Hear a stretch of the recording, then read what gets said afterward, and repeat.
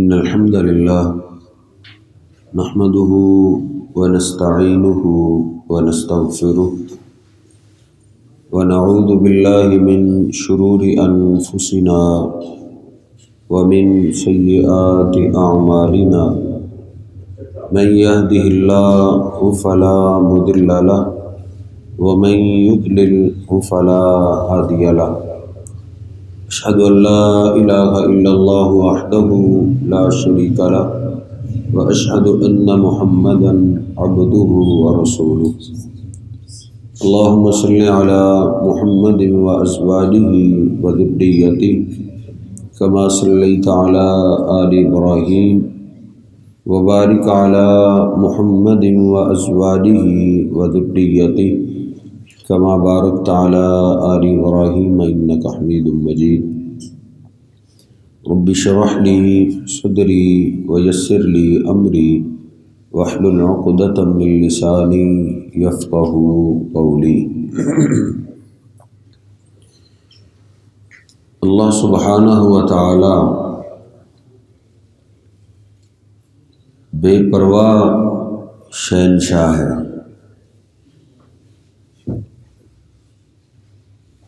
وہ ایسی ذات ہے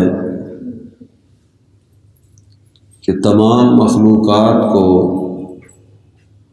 اس اللہ کی پرواہ ہے اور اللہ کو کسی کی کوئی پرواہ نہیں، اور اس بے پرواہی کا تذکرہ اللہ نے قرآن پاک میں کئی جگہ کیا ہے۔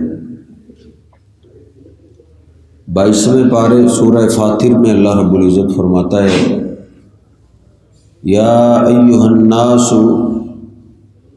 انتم الفقراء الی اللہ، وہ ساری کائنات کے لوگوں تم سارے ہی اللہ کے در کے فقیر ہو، اللہ کے در کے محتاج ہو۔ واللہ هو الغنی الحمید، ہاں اللہ رب العزت ہے جو سب سے بے پرواہ ہے اور تعریفوں والا ہے۔ ان یشاء یذہبکم، اس کی بے پرواہی کا عالم یہ ہے کہ اگر وہ چاہے تو تم سب کو ختم کر دے، ایک کو بھی نہ چھوڑے۔ اب تو کبھی کوئی ایک صوبے میں عذاب آ جاتا ہے، کبھی کسی ملک کے ایک شہر میں عذاب آ جاتا ہے۔ اللہ رب العزت تو وہ سپر پاور ہے، وہ کہتا ہے اگر اللہ چاہے تو تم سب کو ختم کر دے۔ وَيَأْتِ بِخَلْقٍ جَدِيدٍ، اور اللہ نئے لوگ پیدا کر دے، نئے انسان بسا دے، نیا جہان سجا دے۔ وَمَا ذَلِكَ عَلَى اللَّهِ بِعَزِيزٍ، ایسا کرنا اللہ کے لیے کوئی مشکل نہیں۔ 5-6 فٹ کا انسان کیا چیز ہے، اللہ سب کو ختم کر سکتا ہے۔ کہیں اللہ فرماتا ہے فَإِنَّ اللَّهَ غَنِيٌّ عَنِ الْعَالَمِينَ، بے شک اللہ سارے جہانوں سے بے پرواہ ہے، اس کو کسی کی کوئی پرواہ نہیں، کوئی محتاجی نہیں اس کو۔ اس کی بے پرواہی کا عالم حدیث پاک میں بھی ہے، بخاری شریف مسلم شریف میں حدیث قدسی ہے۔ اللہ رب العزت فرماتا ہے یا عبادی لو ان اولکم وآخرکم وانسکم وجنکم، او میرے بندو جو تم سے پہلے گزر چکے ہیں وہ بھی زندہ ہو کے آ جائیں، اور جتنے قیامت تک آنے ہیں وہ بھی زندہ ہو کے آ جائیں۔ کیا کریں؟ کانوا علی اتقى قلب رجل منکم، سارے ہی میرے فرما بردار ہو گئے۔ کتنے فرما بردار؟ جتنا تم میں سے سب سے زیادہ متقی انسان ہے، سب سے زیادہ جو میرا فرما بردار ہے، سارے ہی اس کی طرح ہو گئے۔ سب سے زیادہ متقی کون ہے؟ میرے اور آپ کے پیر و مرشد جناب محمد رسول اللہ صلی اللہ علیہ وسلم سب سے بڑے تقوی والے تھے، یعنی معنی یہ ہے اللہ کے محبوب پیغمبر کی طرح سارے ہی اللہ کے فرما بردار ہو جائیں. ساری انسانیت کے اتنے فرما بردار ہونے سے بھی اللہ کہتا ہے ما زاد ذالک فی ملکی شیئا، میری بادشاہی میں ذرہ برابر بھی اضافہ نہیں ہوگا. تمہارے فرما بردار ہونے سے اللہ کی بادشاہی بڑھ گئی ہے؟ نہیں. من عمل صالحا فلنفسی، اللہ نے واضح کہا ہے جس نے نیکی کی اس نے اپنا فائدہ کیا ہے، اس نے اپنے لیے کی ہے. پھر اللہ فرماتا ہے میرے بندو لو ان اولکم وآخرکم وانسکم وجنکم، تمہارے پچھلے آنے والے تم بھی سارے کیسے ہو جائیں کانوا علی قلب افجر رجل منکم، سب سے بڑا جو میرا نافرمان ہے نا، سب سے بڑا نافرمان، سب سے بڑا نافرمان ابلیس ہی ہو سکتا ہے. سارے ابلیس کی طرح بن جائیں اور سب کے نافرمان ہونے سے ما نقص ذالک فی ملکی شیئا، میری بادشاہی میں ذرہ برابر بھی کمی نہیں آئے گی، فرق نہیں پڑے گا. من عمل صالحا فلنفسی ومن اساء فعلیہا، جس نے نیکی کی اس نے اپنا فائدہ کیا، جس نے برا کیا اس نے اپنا برا کیا، اللہ کا کچھ نہیں بگڑا. اللہ رب العزت کو سجدوں کی احتیاج ہوتی، فرشتے تھوڑے سجدہ کرتے تھے. نبی پاک صلی اللہ علیہ وسلم فرماتے معراج کی رات 7 آسمانوں کی میں نے سیر کی ہے، 7 آسمان فرشتوں سے بھرے ہوئے تھے، مجھے 4 انگلیوں کے برابر بھی کہیں خالی جگہ نظر نہیں ہے. کوئی فرشتہ قیام میں کھڑا ہے، کوئی رکوع میں، کوئی سجدے میں. تو پھر سوال پیدا ہوتا ہے اللہ پاک نے پھر ہمیں پیدا کس لیے کیا ہے؟ ہاں اللہ پاک نے ہمیں ایک ادا کے لیے پیدا کی ہے. ہم انسانوں کی ایک ادا اللہ کو بڑی پسند ہے، اور وہ ادا ہے کہ جب بھول ہو جائے، جب غلطی ہو جائے تو انسان اللہ سے معافی مانگے. یہ جو معافی مانگنے والی ادا ہے نا، یہ اللہ کو بڑی پسند ہے. اسی لیے کائنات قائم ہے کہ لوگ معافی مانگنے والے ہیں. اسی ادا کے لیے اللہ نے انسانوں کو پیدا کیا ہے کہ میرے بندے جب ان سے غلطی ہو جائے، بھول ہو جائے تو معافی مانگے. جب معافی مانگنے والے نہ ہوں گے تو قیامت آ جائے گی، ختم ہو جائے گی کہانی. بلکہ نبی پاک صلی اللہ علیہ وسلم نے اس بات پہ تو قسم اٹھائی.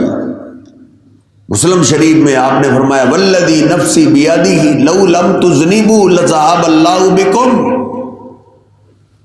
اللہ کی قسم اگر تم فرشتے بن جاؤ، فرشتے ہیں نا، ان کو کبھی بھول نہیں ہوتی، کبھی غلطی نہیں ہوتی، ایک ہی سمت پہ چل رہا ہے، ایک ہی فرما برداری پہ لگے ہوئے ہیں.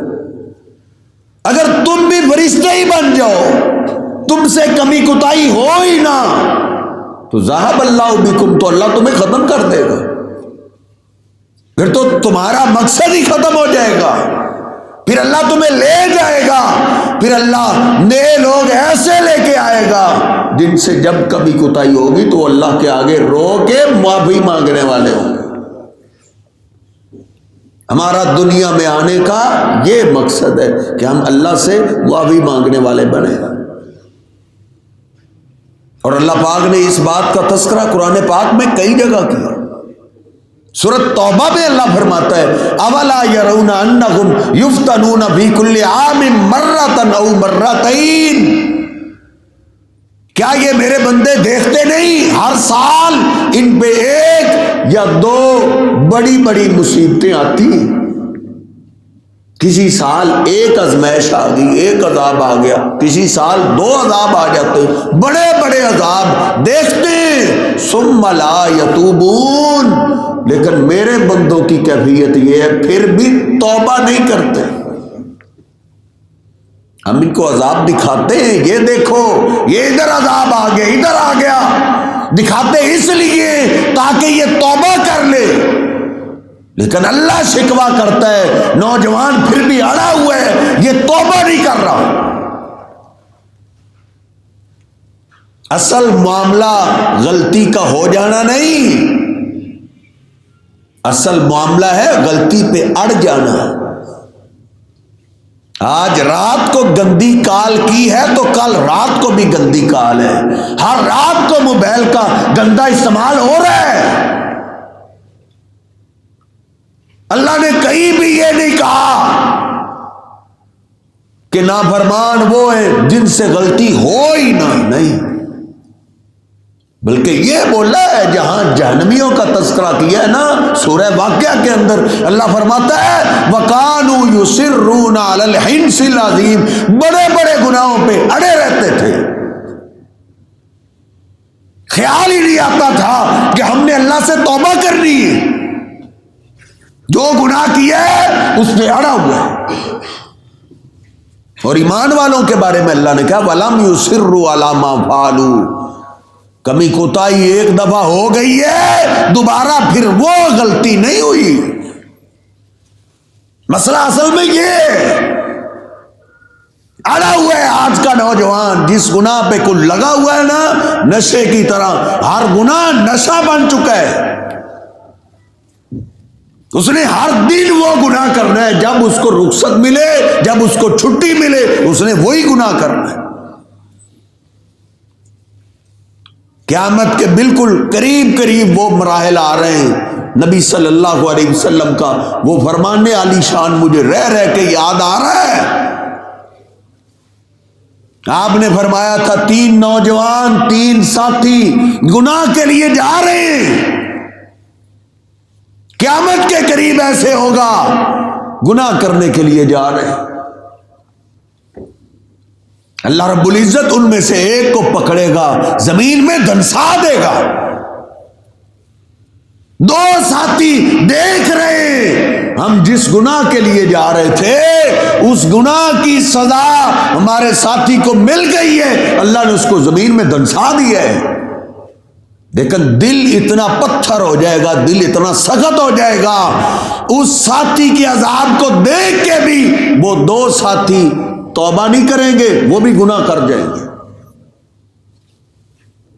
دھیرے دھیرے وہ وقت قریب قریب آ رہا ہے، آنکھوں کے سامنے ہم اپنے ساتھیوں کو کیسی کیسی کیفیت میں بھی دیکھتے ہیں، پھر بھی توبہ کا خیال بھی نہیں آتا۔ وَلَنُذِيقَنَّهُم مِّنَ الْعَذَابِ الْأَدْنَىٰ دُونَ الْعَذَابِ الْأَكْبَرِ لَعَلَّهُمْ يَرْجِعُونَ، اللہ کہتا ہے ہم چھوٹے چھوٹے عذاب دکھاتے ہیں تمہیں تاکہ تم واپس پلٹ آؤ، اللہ کی طرف واپس آ جاؤ، جو اصل تمہارا کام ہے اللہ سے معافی مانگنا، اس کام کی طرف واپس آ جاؤ۔ ہم ہوش سنبھالنے سے ہی ہم کام ہی یہ سمجھتے میں نے دنیا میں سٹینڈ کیسے لینا ہے، گاڑی کیسے خریدنی ہے، کوٹھی بنگلہ کیسے بنانا ہے، فیکٹری کا مالک کیسے بنوں گا، بس یہ سارا سکیچ ہمارے دماغوں میں ہے، اسی کی سمت جا رہے ہیں۔ کئی فیکٹریوں اور کوٹھیوں اور گاڑیوں کے مالک خالی ہاتھ ہمارے محلوں سے جا رہے ہیں، ان کو دیکھ کے بھی ہمیں خیال نہیں آتا کہ جس ٹارگٹ میں میں لگا ہوا ہوں کہ گاڑی کب میرے ہاتھ آئے گی، یہ تو گاڑی والا تھا خالی ہاتھ جا رہا ہے، اس کی گاڑی تو اس کے ساتھ نہیں گئی۔ اصل کام ہمارا گاڑیاں بنانا نہیں، کوٹھیاں بنانا نہیں، وہ تو جو نصیب میں رزق ہے وہ تو مل جائے گا آپ کو، وہ نہیں کہیں بھی جائے گا۔ وہ شہنشاہ جو ہمارے حصے کی بارش کا ایک قطرہ ہمسائے کی چھت پہ نہیں گرنے دیتا، وہ ہمارے حصے کا رزق کہاں جانے دے گا، کہیں نہیں جائے گا۔ اصل ہمارا ٹارگٹ یہ ہے ہی نہیں، اصل ہمارا ٹارگٹ اس دنیا میں ہم آئے اللہ سے معافی مانگنے کے لیے، معافی مانگنے کے لیے۔ آدم علیہ السلام کو اللہ نے جنت سے زمین پہ اتار دیا، فتلقى آدم من ربہ، اللہ تو نے جنت دکھا دی ہے، اب بھول کی سزا دنیا میں اتار دی ہے، اے اللہ جنت کو دیکھ کے ادھر دل نہیں لگتا، اب دوبارہ جنت میں جانا ہو اس کا کیا طریقہ ہے؟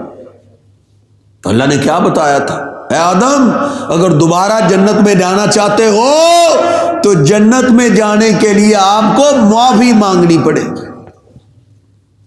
یہ ہمارا اصل کام ہے۔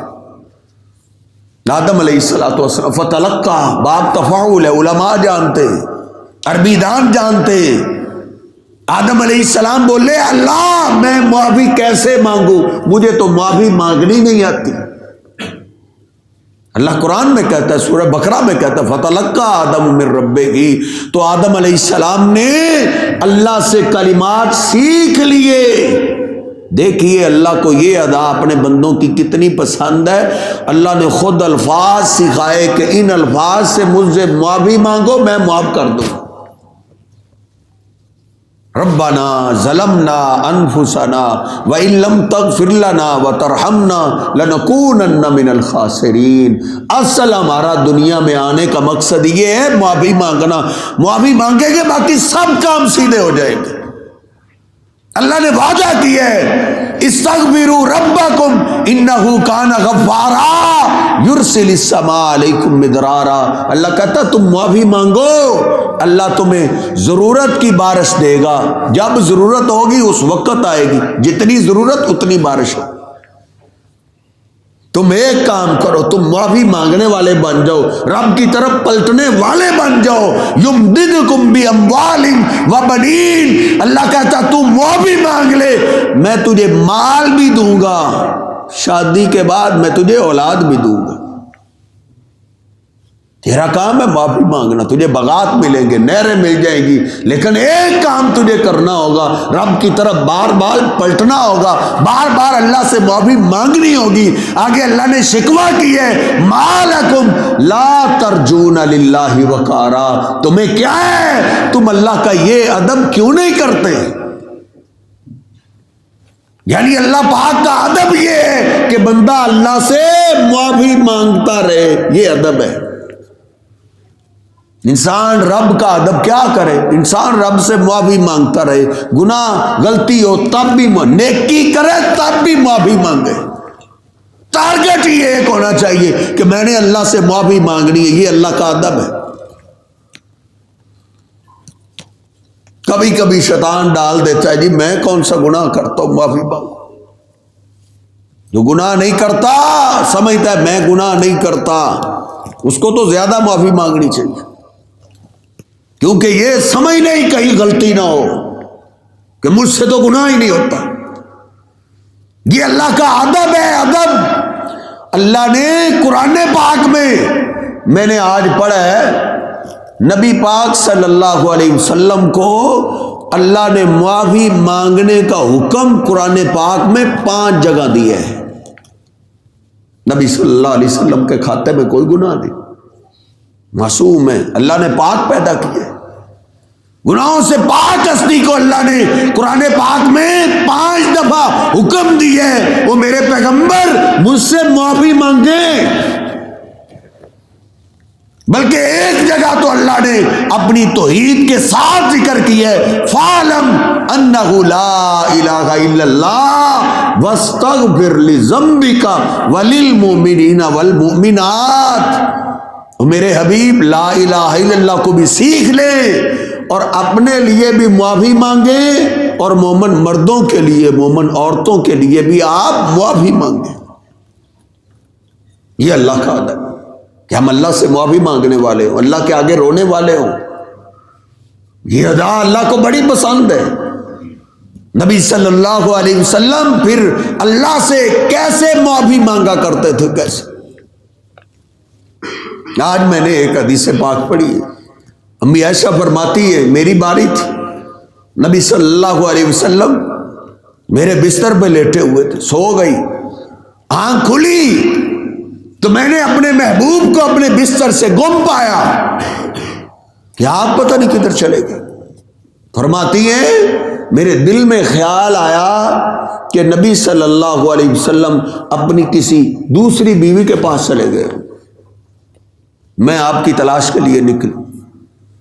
وہ تو بڑے عظیم لوگ تھے، وہ تو نبی پاک صلی اللہ علیہ وسلم کی خوشبو سے اندازہ لگا لیتے تھے آپ کس طرف گئے ہو، آپ کی تلاش کے لیے نکلی۔ فرماتی ہیں میں نے کسی اور گھر میں جانے کا ارادہ کیا تھا، لیکن آپ کی خوشبو مسجد سے آ رہی تھی، اندھیرا تھا، میں آپ کو ٹٹولتے ہوئے تلاش کر رہی ہوں، نبی صلی اللہ علیہ وسلم کدھر ہے؟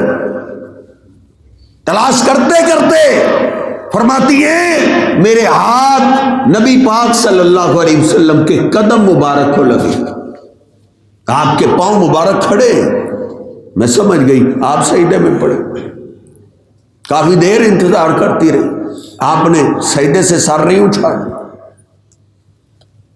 میری اور آپ کی راتیں کیسے گزرتی، ہماری رات کیسے گزرتی ہے، میں بھی دیکھوں آپ بھی دیکھیں، کیا کرتے ہوئے ہماری راتیں گزر جاتی ہیں، فجر تک لگے رہتے ہیں، فجر کی اذان ہوتی ہے کہ آ جا اللہ سب سے بڑا ہے، مسجد میں آ جا، اس وقت ہمارے سونے کا ٹائم شروع ہو جاتا ہے۔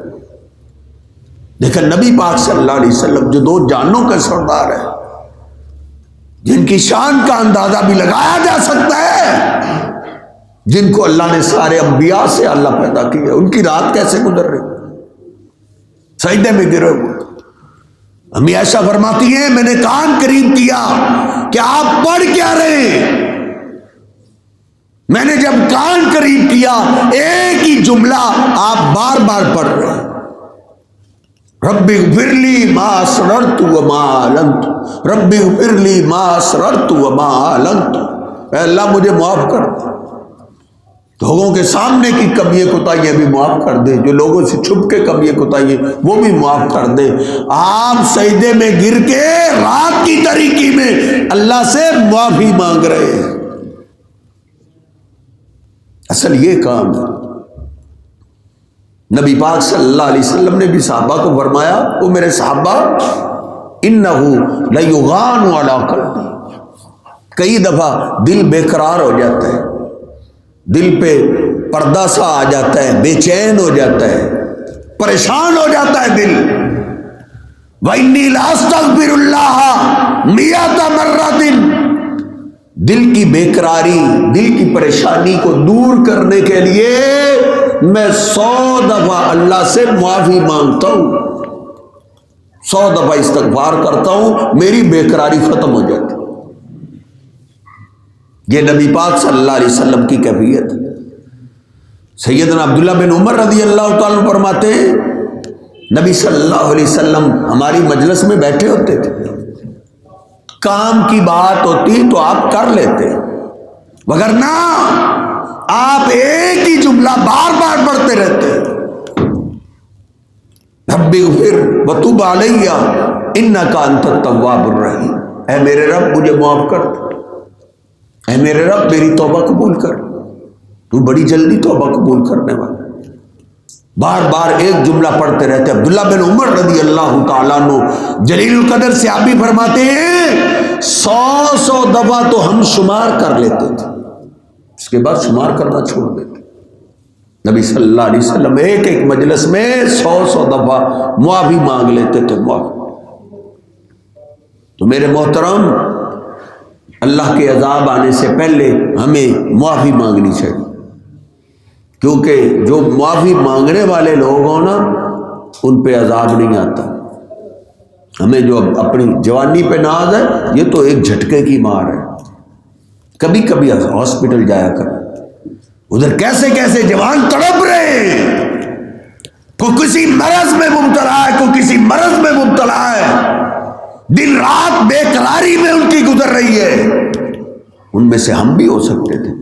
یہ اللہ کا احسان ہے، اللہ پاک نے ہمیں تندرستی دی ہے جس سے فائدہ اٹھا لیں، اس سے پہلے کہ اللہ ہمیں لوگوں کے لیے عبرت بنا دے، اس سے پہلے اللہ کی طرف میں اور آپ پلٹ آئیں، واپس آ جائیں، اللہ سے معافی مانگنے والے ہو جائیں، کیونکہ معافی مانگنے والے پہ عذاب نہیں آتا.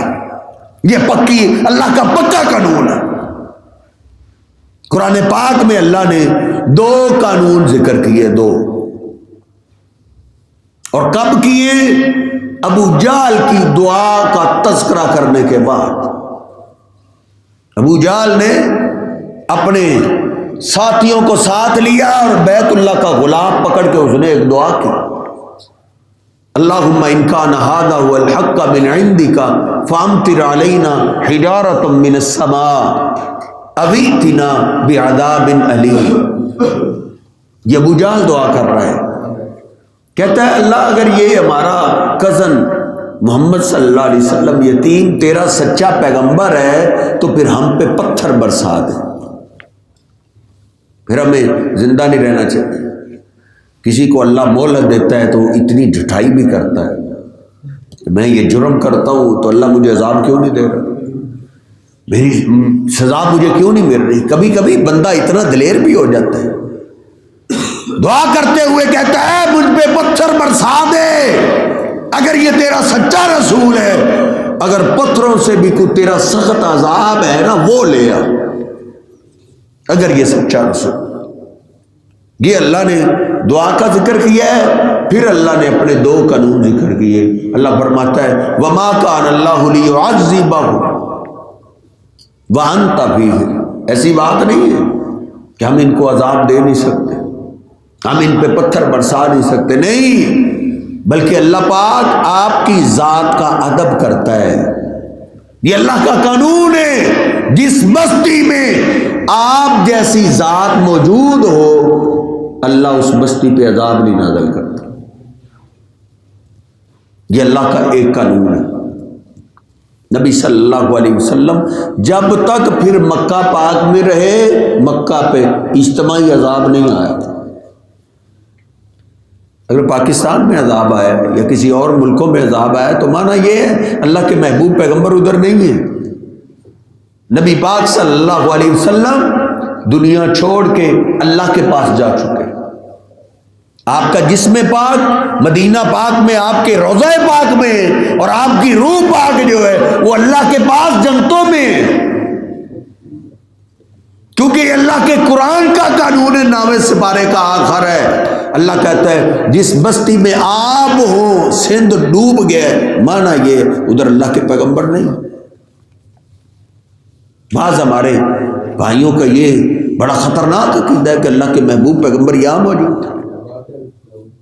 یہ اختلافی اور فرقے کی بات نہیں، یہ ادب و احترام کی بات ہے کہ نبی پاک صلی اللہ علیہ وسلم یہ عقیدہ رکھنا یہ آپ کے ادب کے منافی ہے.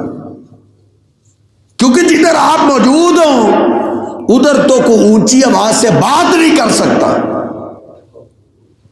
کوئی بات نہیں کر سکتا.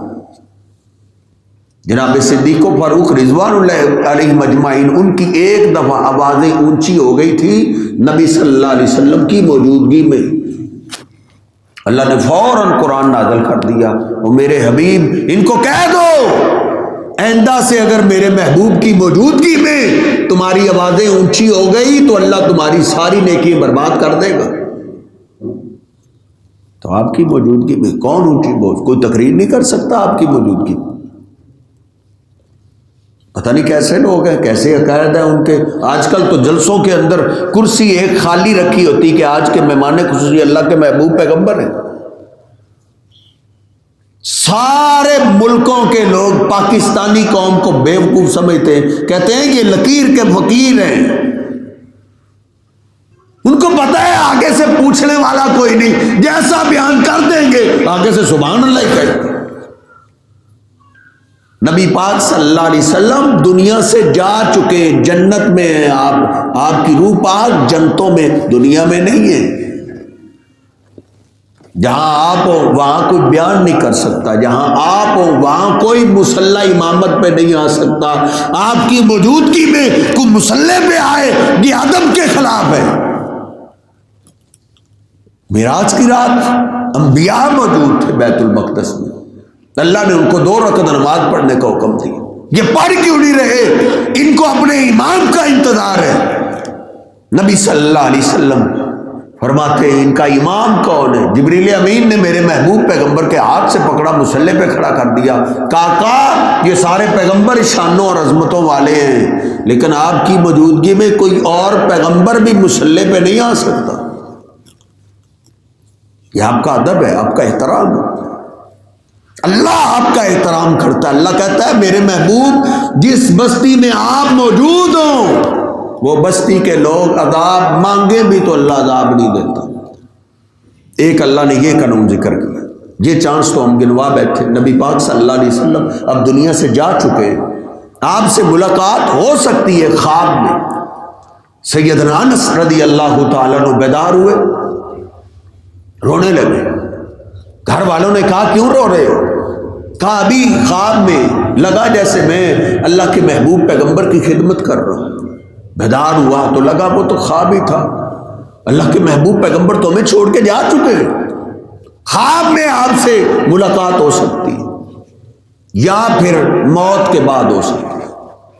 موت کے بعد ایک صحابی بیمار تھے، دنیا سے جانے کا وقت آیا، پاس ایک ساتھی کھڑا ہوا تھا، وہ رونے لگے، کہتے ہیں آپ خوش نصیب ہیں، اللہ کے محبوب پیغمبر کے پاس جا رہے ہیں، نبی صلی اللہ علیہ وسلم کے پاس جائیں تو آپ کو میرا سلام کہنا اور کہنا ہم آپ کو بڑا یاد کرتے ہیں،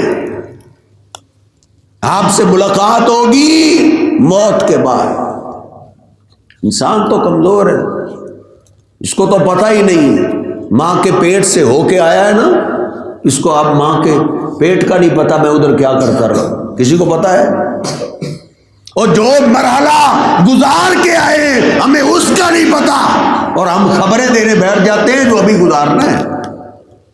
کتنی عجیب بات ہے، ابلیس شیطان نے ہمیں کس طرف لگا دیا ہے۔ نبی پاک صلی اللہ علیہ وسلم سے خواب میں یا ملاقات ہو سکتی ہے یا پھر موت کے بعد ملاقات ہو سکتی ہے۔ لوگ کہتے ہیں جی ان کی آنکھیں دیکھنے والی، کیا صحابہ کی بھی آنکھیں دیکھنے والی نہیں تھی؟ سیدنا بلال کی آنکھیں بھی دیکھنے والی نہیں تھی، جنہوں نے مدینہ پاک ہی چھوڑ دیا تھا۔ مدینہ چھوڑ دیا تھا انہوں نے، کیوں چھوڑا ہے؟ کہتے ہیں اللہ کے محبوب پیغمبر اب مدینے کی گلیوں میں مجھے نظر نہیں آتے۔ وہ بھی جب بیمار ہوئے نا، تاریخ دمشق میں، تاریخ اسلام میں غشییں پڑ رہی ہیں، ہوش میں آئے، دیکھا گھر والے پریشان ہیں۔ تم پریشان کیوں؟ کہا لگتا ہے جیسے تمہارے جانے کا وقت آ گیا۔ تو سیدنا بلال غشی سے ہوش میں آئے تو مسکرانے لگے، کہتے تم غم کرتے ہو، وا فرحا، میرے لیے تو خوشی کا موقع ہے، لقیت الموت والاحبۃ محمدا واصحابہ، ادھر سے موت آئے گی، ادھر سے میرے محبوب پیغمبر سے ملاقات ہو جائے گی۔ آپ سے ملاقات ہو سکتی ہے موت کے بعد۔ اور دوسرا اللہ کا قانون کیا ہے؟ یہ چانس تو ہم گنوا بیٹھے، نبی علیہ السلام جا چکے ہیں، اور آگے اللہ نے قانون ذکر کیا ہے وَمَا كَانَ اللَّهُ مُعَذِّبَهُمْ وَهُمْ يَسْتَغْفِرُونَ، اور اللہ ان کو بھی عذاب نہیں دیتا جو معافی مانگنے والے، جو معافی مانگنے والے ہوں ان پہ عذاب نہیں آتا۔ گھر میں تنگی آ جائے سمجھو معافی مانگنے میں کمی ہوگی، بھائیوں کو، بہنوں کو، ماں باپ کو معافی مانگنا سکھائیں کہ سارے مسائل کا حل اللہ سے معافی مانگنے میں، اس کے لیے اللہ ہمیں مواقع دیتا ہے۔ رمضان جیسا موقع عظیم موقع ہے کہ یہ بندے اللہ سے معاف کروا لیں اپنے گناہ۔ معافی کا ہی تو نبی صلی اللہ علیہ وسلم نے ذکر کیا۔ روزوں کا آپ ذکر کرتے تو آپ فرماتے من صام رمضان ایمانا واحتسابا غفر له ما تقدم من ذنبه، جو روزہ رکھے اس کو معافی مل جاتی ہے۔ من قام رمضان ایمانا واحتسابا، جو قیام کر لے اس کو بھی معافی مل جاتی ہے، جو لیلۃ القدر کا قیام کرے اس کو بھی معافی مل جاتی ہے۔ رمضان ہمیں معافی لے کے دینے کے لیے آیا ہے، اس لیے نبی پاک صلی اللہ علیہ وسلم نے پھر بد دعا بھی کی تھی، راغم انف رجل، اس کی ناک مٹی میں مل جائے، معنی یہ ہے وہ ذلیل ہو جائے، اس کو کہیں سے بھی عزت نہ ملے، کون سے بد نصیب کے لیے اللہ کے پیغمبر علیہ السلام نے بد دعا کی؟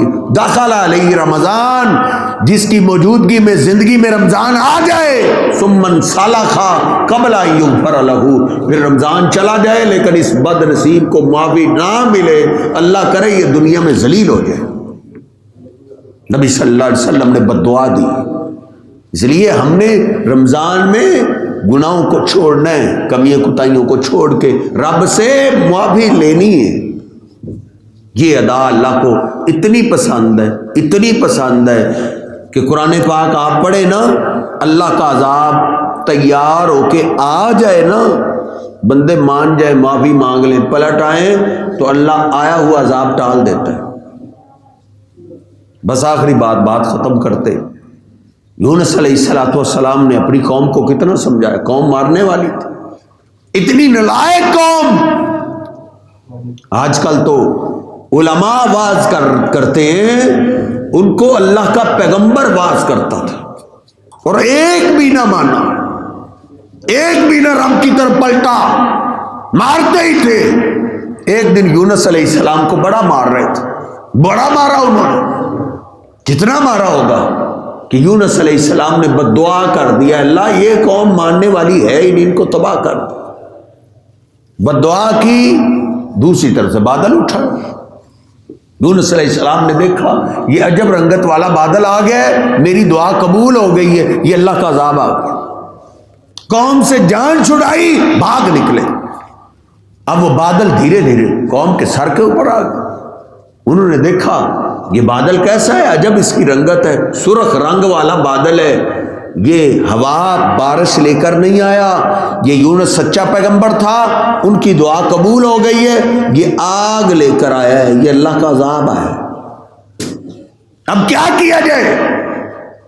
بزرگوں نے کہا کہ بوڑھوں نے، سفید بالوں والوں نے، انہوں نے مشورہ دیا۔ یونس کہتا تھا کہ میرا اللہ بڑی جلدی مان جاتا ہے، کوئی بندہ موت سے پہلے توبہ کرنے والا ہو، توبہ معافی مانگنے میں دیر ہے، اس کے معاف کرنے میں کوئی دیر نہیں، پھر کیا کریں؟ کہا اللہ سے معافی مانگو۔ تو سارے اللہ کے آگے سجدے میں گر پڑے، رونے لگے، معافی مانگنے لگے۔ اللہ نے ان کا تذکرہ قرآن میں کیا ہے، سورہ یونس 11واں سپارہ، اللہ کہتا ہے فلولا کانت قریۃ آمنت فنفعها ایمانها الا قوم یونس لما آمنوا کشفنا عنہم عذاب الخزی فی الحیات الدنیا۔ اللہ فرماتا ہے کبھی ایسا نہیں ہوا، پچھلی کتنی امتیں گزر چکی ہیں، کتنی قومیں تباہ ہو گئی، کبھی ایسا نہیں ہوا کہ آیا ہوا عذاب میں نے ٹال دیا ہو، سوائے یونس کی قوم کے۔ وہ پلٹ آئے تھے، وہ مان گئے تھے، وہ ایمان لے آئے تھے، انہوں نے معافی اس انداز سے مانگی، توبہ کی، اللہ سے روئے، اس انداز سے روئے۔ اللہ کہتا ہے آیا ہوا عذاب میں نے ٹال دیا تھا۔ اللہ پاک کو یہ ادا اتنی پسند ہے کہ بندہ اللہ سے معافی مانگنے والا ہو۔ مسلم شریف میں حدیث پاک ہے کہ ساری رات اللہ اپنا دایاں ہاتھ پھیلائے رکھتا ہے دن کو گناہ کرنے والا جو رات کو مجھ سے معافی مانگ لے۔ بلکہ نبی پاک صلی اللہ علیہ وسلم کی حدیث پاک میں نے پڑھی ہے، جب سورج نکل آتا ہے، صبح ہوتی ہے، ان اللہ یبسط یدہ آناء النہار، اللہ دن کو بھی اپنا ہاتھ پھیلا دیتا ہے کوئی مجھ سے توبہ کرنے والا؟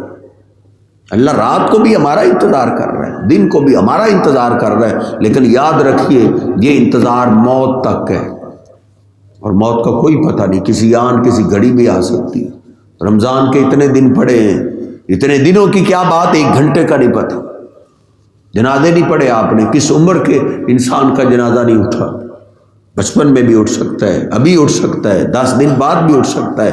ہمیں ہر وقت تیاری کرنی چاہیے۔ علماء تو کہتے ہیں نا رمضان آخری سمجھو، رمضان زندگی کا آخری رمضان سمجھو، وہ تو سال بعد آتا ہے۔ نبی صلی اللہ علیہ وسلم نے تو یوں تربیت کی تھی، جو نماز پڑھو آخری نماز پڑھو۔ نمازیں تو دن میں 5 آتی، اس لیے کوئی لمحے کا پتہ نہیں ہم آج ہی رب کی طرف پلٹیں، توبہ کریں، گناہوں کو چھوڑیں، اس پہ ندامت کریں، گناہ یاد کر کر کے معافی مانگنا۔ اللہ بڑا پیار کرتا ہے، بڑی محبت کرتا ہے۔ اللہ رب العزت ہم سب کو اپنے رب کی طرف پلٹنے کی توفیق عطا فرمائے، معافی مانگنے کی توفیق عطا فرمائے۔ اللہ رب العزت ہماری پچھلی کمیاں کوتاہیاں معاف فرمائے، آئندہ سے نیک بندوں میں اللہ ہمیں شامل فرمائے، نیک بندوں والے اعمال کرنے کی توفیق عطا فرمائے۔ وقول قولی ھذا استغفر اللہ لی ولکم ولسائر